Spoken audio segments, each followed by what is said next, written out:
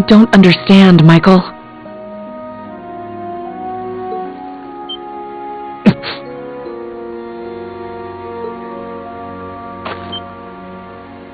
Show Who's yourself! there?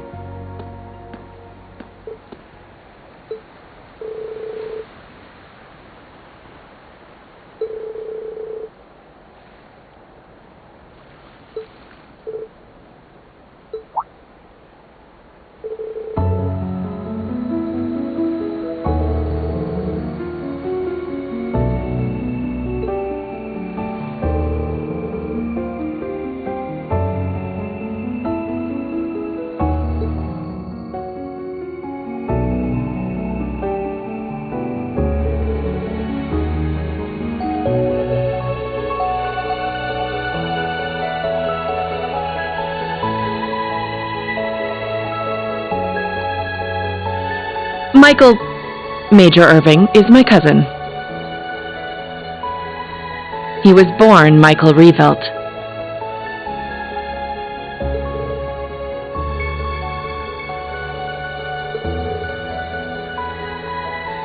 We were, once. But 10 years ago he took his mother's surname and abandoned the name Revelt. It was after I had the man who took my family away executed. That man was my uncle, his father.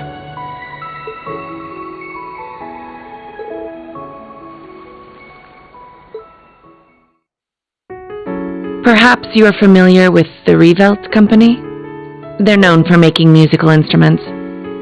Well, they were originally located in St. Arc. My father was the president, and my uncle the vice president. The company was doing well. But more importantly, our family was happy.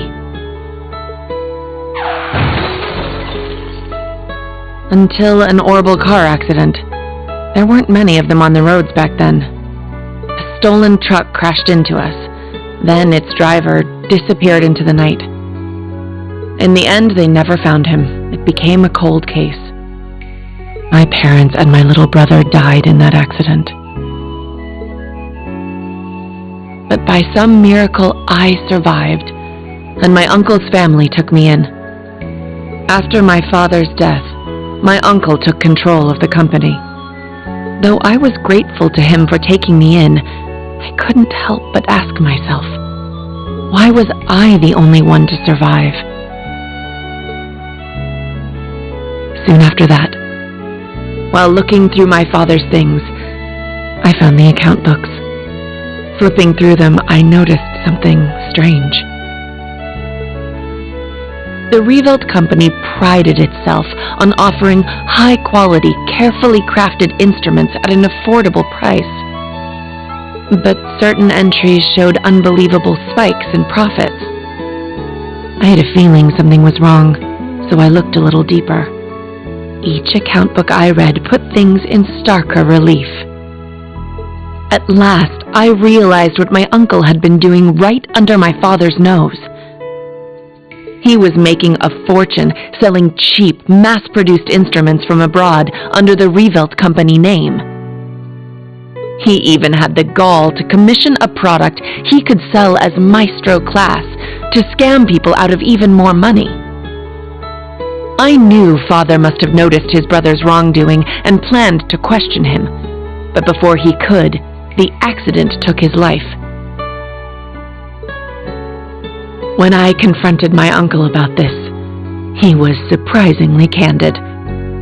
"You've got no proof, and if you did have any, I've got several powerful nobles ready to back me up should it come to that. Even if you talk, the most suspicious part of that accident is that you're the lone survivor, Good luck getting anyone to listen to you. I was angry, yes. But more than that, I was heartbroken. I didn't know what to do with myself. Until he showed up. I was a friend of your father's in military school. I thought the accident seemed peculiar. Do forgive me for allowing you to suffer for so long on your own. Somehow, he knew the truth behind the accident. But the fact that I knew took him aback for a moment. Until he said, You have a gift, enhanced cognition. It allows you to grasp every detail, great or small, of any given situation in an instant. It must have awakened during the accident. I was going to mete out the murderer's punishment myself, but I've changed my mind. You have the means and the ability. Why not use them to avenge your family? I was petrified when I heard this, lost. All I could see were the smiling faces of my parents and my beloved little brother. That's when I decided to take His Excellency's advice. I gathered every last scrap of evidence I could find against my uncle. I laid everything bare, the plot, the motive, the cover-up, the perpetrator. I had too much evidence to be silenced. I made my voice louder and louder until it reached Marquis Higharm's ears. Soon after, the nobles protecting my uncle stepped aside. My uncle's judgment was swift, harsh, and fair. He was put to death for his actions. I had my revenge.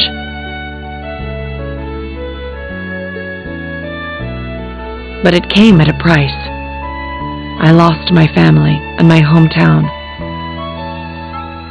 As soon as the company was in my control, I gave the rights to a longtime employee. All so I could enroll in the military academy suggested by His Excellency. All so I could enroll in Thor's.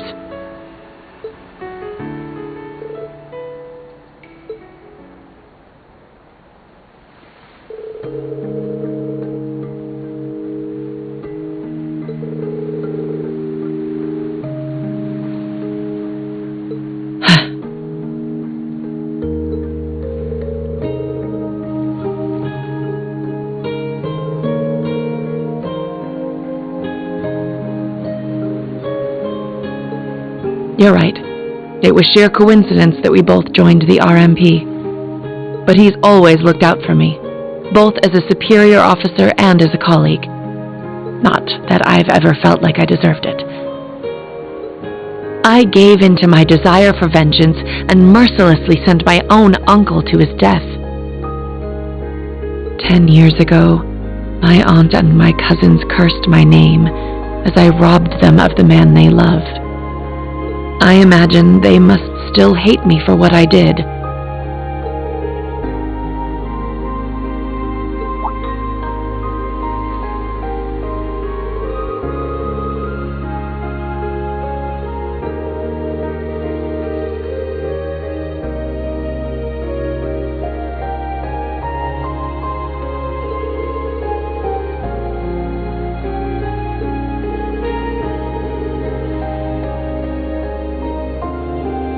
Rain.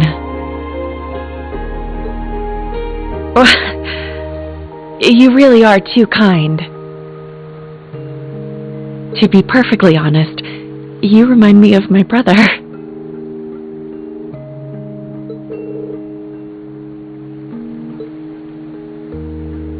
Emil. His name was Emil. If he were alive, I think he'd be about your age.